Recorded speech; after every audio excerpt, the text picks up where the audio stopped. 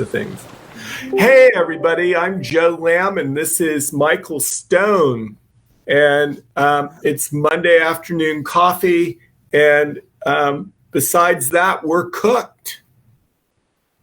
Yeah, we are cooked. We're in a heat dome here in the Northwest. I was driving down the freeway this morning at 11 o'clock, and it was 113 degrees. 113? 113. I suddenly thought I was in Phoenix, Arizona. Yeah. It's not supposed to be that way. What are some of the things you tell your patients about heat?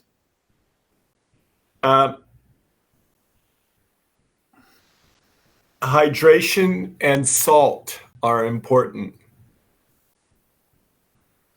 And salt has to come before the hydration piece. Yeah, it's really important to be aware. We often don't think about all those insensible losses we have when it's this hot.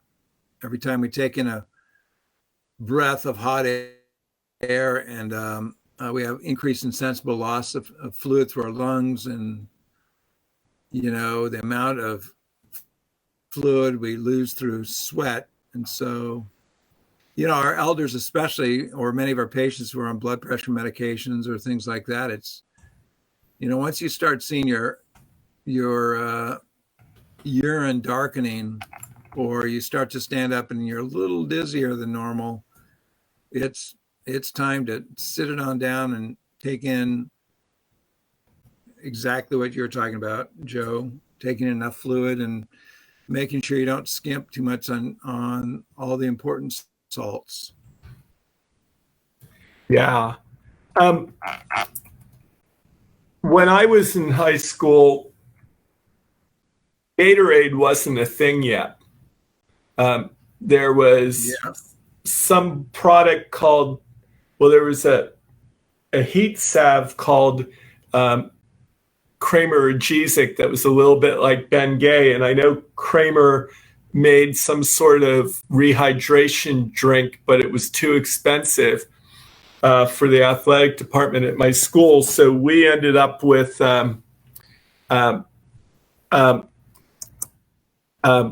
salt tablets, just sodium chloride tablets.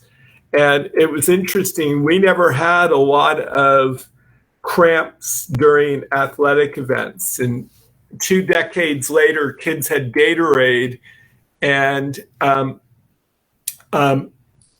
they would drink it regularly during athletic events. And I'd be on the sidelines for football games, and I'd be seeing all these kids having cramps. And it was, I think 2 things contributed. Kids took the salt pills every day during the week back when we were taking salt pills, and they thought that instead they could drink, Gatorade on the sidelines. And one of the things that came out of that was when you drink a salted, sugary beverage and you're exercising, your gut doesn't absorb very well. So even though they were taking in the salt load and the sugar, they weren't getting it during that period of time and would see a lot more cramps. I eventually put the kids who were having issues on salt pills, and they went away. Yeah, we always, sodium chloride or salt has certainly gotten a bad rap over the years with its association with hypertension, but there's that whole somewhat controversy that for many of our patients who are salt poor, it contributes to fatigue, it contributes to hypotension, it contributes to a whole series of symptoms, and it certainly does for our kids who are really active and are exercising, and they and losing a lot through insensible losses. And we just have to be really aware that most of the things we shouldn't be putting on labels of good or bad. We should put them in the context of function and what the individual needs. So you're exactly Yeah. right. In the And summer and in the fall for the athletes, they don't have a lot of sodium in their diet. It's a reasonable thing to consider adding some salt and along with the hydration. yeah, and you can add salt as, to your point, as part of the diet. Like you can be proactive. So, on the day that you're out exercising, I can remember back when I lived in DC playing golf in August, and, you would change your shirt like after like 6 holes because you were soaking wet. And, it's not just wet, but it's salty wet. And I would always make sure that I got salt, like when we would stop for lunch or something, but I made sure that I got my salt in a way that I would actually get it. Like, people salt French fries all the time, right? But the salt doesn't stick to the French fries. And when they're done eating French fries, you see all this salt sitting on the bottom of the plate. But if you put your ketchup down and you measure out the salt in your hand from the salt shaker and get like a half a teaspoon of salt and put it on your ketchup, and then you make sure you mop up all your ketchup, then you've actually gotten your salt. So little tricks like that. Yeah, that's exactly true. And salt we ended up giving kind of a bad rap when we use so much salt to cure things. True. And, Yeah. And there's no doubt that for a while, and probably still, although I don't have the recent data on it, salt intake in the United States, it has decreased, but we have to look at it in the context of what increases your salt requirement. And, for many of our patients who are hypertensive, they actually, if they're sodium low, they actually have slightly improved blood pressure when they add back some salt. So, yeah. It's another one of those conundrums, Dr. Lamb, another one of those conundrums. Well, and a big part of it is pregnant women not having salt and thus not having enough iodine. And the percentage of pregnant women who are iodine deficient and thus putting their child at risk for thyroid disorders is significant. So, yeah. Well, the heat is going to last. The heat is going to last, and with this heat, we've been having some brownouts or power losses. For us, they've been almost an hour, even yesterday, and a few minutes today. And I know you have been having power outages up there too. And so, if we suddenly disappear during this half-hour afternoon coffee break, that may be a reason why. Yep. And we won't be back next week because not only is it the 5th of July and the holiday, but Michael and I are headed to Feathered Pipe Ranch for our retreat. So the 5 days functional medicine journey in Helena, Montana. So we will see you after today in 2 weeks. I think, what we were talking about just before going live was the concept of filter and how the filters we have on the world color what our days look like. And we talked about, waking up knowing it's going to be a hot day in the filter that we had. We were talking earlier in a slightly different context about your gratitude journal with your camera in the morning and the filter that creates for the day. And we were recognizing how much those first things we do in the morning or those first thoughts have contribute to the way we think about the rest of the day, that contribute to the way we process information, and contribute to the way we will eventually judge whether it was a good or a bad day. No, it's exactly true, isn't it? And I'm not sure how you start your day, but when I start my day with a sudden jolt from an alarm, or I get up and the first thing I do is read news. I have a tendency to have a little more of a fight or flight sympathetic drive that truly colors my day, versus awakening and slowly first taking in the surrounds. You know, if it's in that transition between night and day, the first light, the different sounds of the early day, whether it's frogs stopping to croak and birds starting to sing or chirp, whether it's the shift in temperature from the coolness and a little bit of dew at night to of the early morning.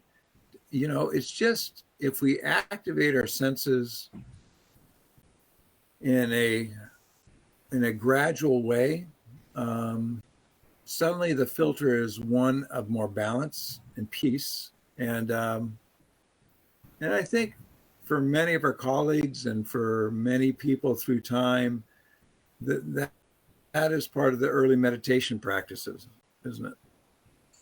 It is. I mean, in many ways, what you're talking about is being mindful and not living into the distraction that Aldous Huxley talked about in Brave New World, where our entertainments, and I'm tossing news into that category, and our fears and worries and concerns, all those things distract us from what's important. And, you know, in his book, it distracted people from picking the kind of society that they wanted to live in because they thought they had it because they were distracted. But, you know, picking how your day's going to be based upon what you pay attention to and what you're mindful about, you know, from those earliest decisions in the day of, you know, taking a moment for gratitude or taking a moment for appreciation or just taking a moment to, you know, center and become fully aware, you know, and then kind of sets yourself up for a degree of resilience throughout the day. Herbert Benson did a study that showed impact upon blood pressure, heart rate, and cortisol response to stressful stimuli later in the day, depended upon whether people practice 10 minutes of soft belly breathing twice a day. Yeah, isn't that was a great it was a fascinating meld, wasn't it? When you take practices that have been associated with well-being and with balance through the ages, and then put them in a study format and document the effect. I'm reminded in, you know, nearly 2000, well, more than 2,000 years ago, one of the Chinese practices for women who were pregnant were to put the hands on their womb and sing or hum. And when and having graceful sleep. And when they did that, and they repeated those techniques recently in a study that looking at cortisol levels in the children where the mother practiced that during their last trimester, that the baseline cortisol levels in their babies when they were born were much lower. And the heart rate variability improved to a more healthy dynamic. The mother's blood pressure was in better range. And so these mindful techniques that have been used through the ages and may have been considered wives' tales, in all honesty, as we study them, as Herbert Benson did, and how we've been studying more and more in the mindfulness literature and research interests, we are putting a scientific explanation and cause and effect to an age-old gratitude or appreciation practices that have been associated with well-being. Yeah. And I had a really interesting conversation about that at lunch with Bonnie McGregor from Orion Wellness up in Seattle, affiliated with the Cancer Lifeline and with the Seattle Cancer Care Alliance. And Dr. McGregor is a psychologist and has been doing research. And, people look at components of, it goes back and forth. How much is stress related to cancer? How much is stress related to this? Back and forth. And the negative studies distract people from the associations, and associations sometimes have to,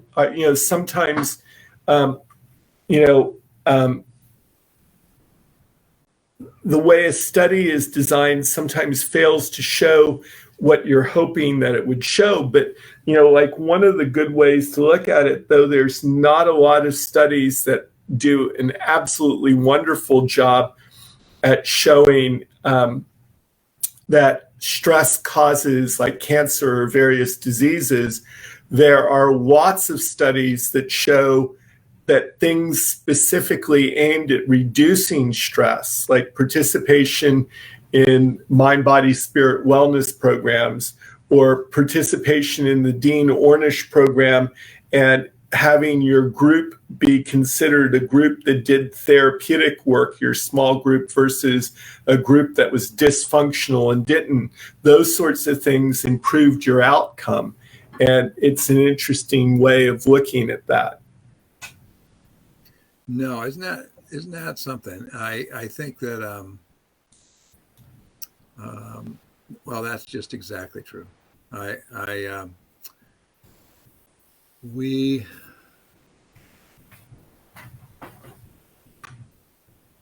in the mindfulness practices, incorporation of the day and the filters of the morning, whether it's concentrating on activating our senses and quieting the mind, really sets our whole sympathetic axis. And, it's interesting. While you were talking, I was reflecting on how many times when, as clinicians, we go through our day and there's certain situations that may fill us with dread or anxiety or angst, knowing that we're going to have to deal with them. And, I think one of my challenges of my day after the good challenges of my day after listening to this conversation is I want to look at my schedule for the day and pick a gratitude point for every person that I see, even before I'm going to see them. Yeah. And then see how that frames how receptive I am. For clinicians, so often some of the dread is not knowing how we're going to figure it out, or recognizing that we don't know what the next step is. What happens as, Lipton said, and, enjoy every sandwich. If we can let go of all those fears, can we have a morning filter that is removing the fear filter? If we can let go of all those fears, it's his contention, Lee Lipton-Stahl, that we indeed would be left with love and caring. Right. And Lee was actually the one who looked at that Ornish data and showed the impact of the difference. Unfortunately, he's no longer with us, Yeah, right? I know. And his last book, Enjoy Every Sandwich, he basically highlights um, highlights many of it, his process of actively dying and knowing that the end is coming, and how he was coming to peace and enjoying each moment with a gratitude and appreciation, with an experienced or expressed love that actually became rarefied because of his known short time. And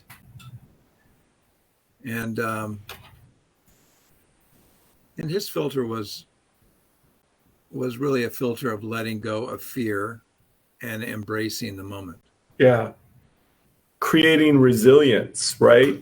Um, I mean, he was before that. I've not read that book, but thank you for the reference to it. I think it sounds interesting. But um, um, before that, he did a lot of work with, as you said, trying to heal the healer, the wounded healer, because you know, um, in our guild of allopathic medicine, a lot of emphasis is put on the responsibility of the practitioner to navigate that diagnosis. And if the practitioner doesn't do it, there's no one really to do it. And, you know, as opposed to like a Reiki therapist who thinks of themselves as a conduit for the energy in the world, and, that you're just opening yourself to provide the opportunity for the patient to receive.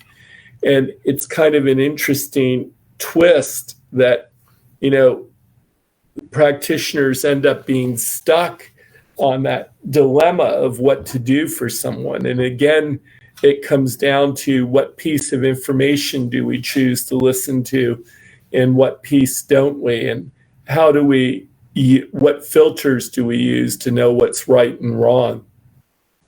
Yeah. Yeah. Um, And those filters are influenced so much by our upbringing, right? yeah,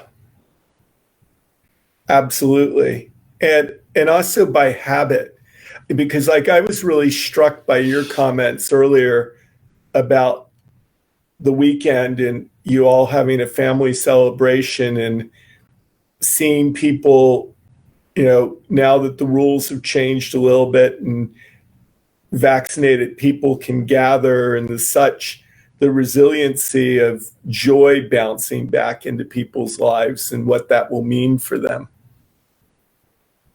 Yeah, I was impressed. We had a gathering of all vaccinated people for a wedding,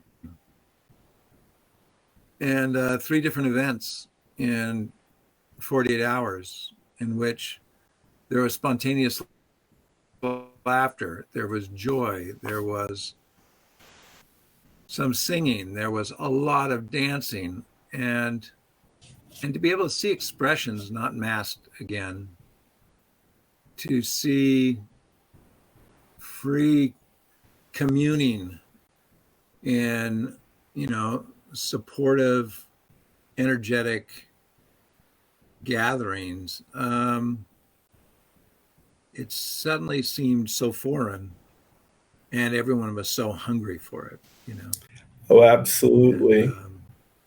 And I think and I look it's for our, we all look forward to that returning. yeah. And I think it's our ability to celebrate that creates some of that resilience and to appreciate it and be grateful for it. Um, and I think, you know, out of our resilience and our learned habits also come the way we sort information a little bit.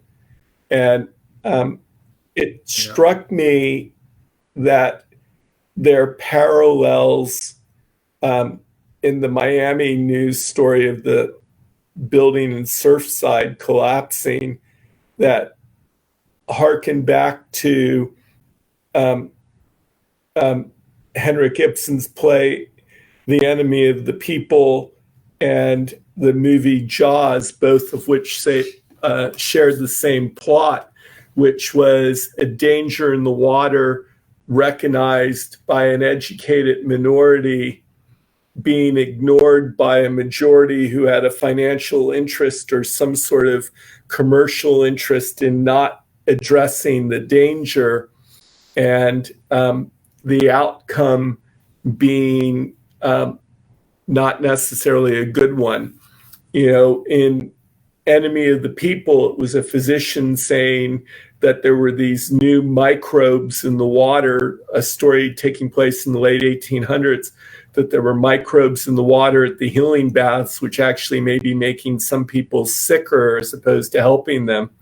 And they ran the practitioner out of town on a rail. In Jaws, you had the sheriff who was finally able to prove it when he brought back the dead shark, that there was a danger in the water.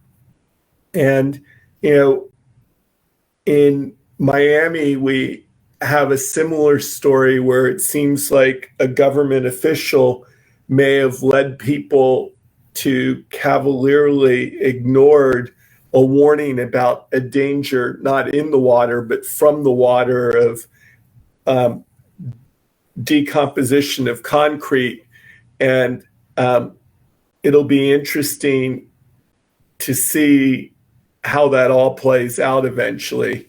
What responsibility the condo association board has, what association the Surfside government, Surfside, the little city of Surfside there on the island of Miami Beach, what responsibility they have. And because it certainly seems like both a University of Florida study, almost 2 decades ago, and then the recent safety report by the engineering firm, both identified warning signals. Well, it is. And what are the filters we use, as you say, to either not see what is obvious right in front of us, or to see what is obvious and speak up? And what are those filters that we have in our life that help us see the patterns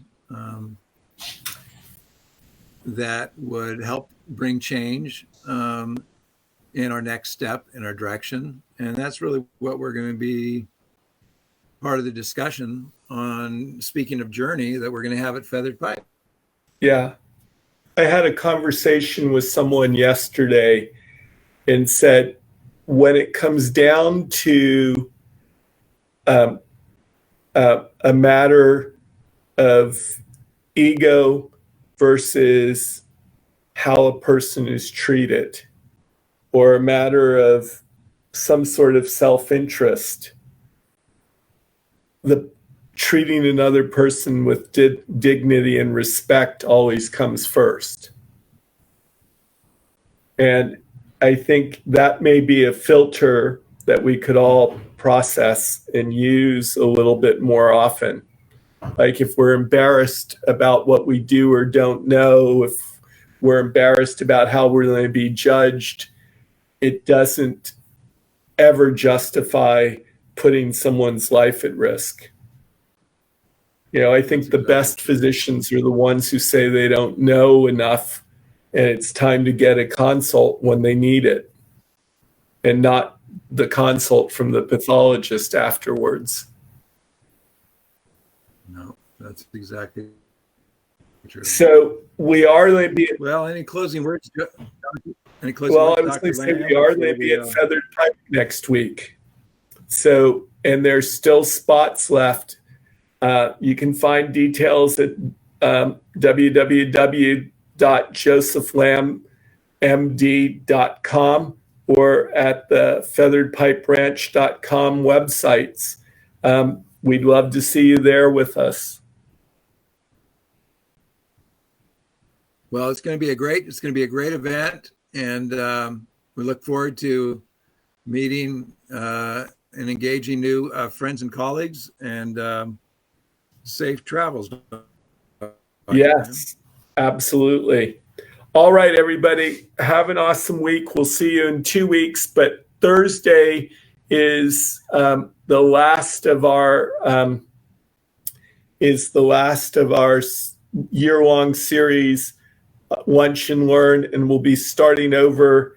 Well, Thursday, I guess, actually is technically the 1st of July, but because of a delay, it's the last of the year-long series that was ending in June, and the new series starts on the third Thursday in July. But join us this Thursday here for a Lunch and Learn. All right, everybody. Thank you and take care. Take care.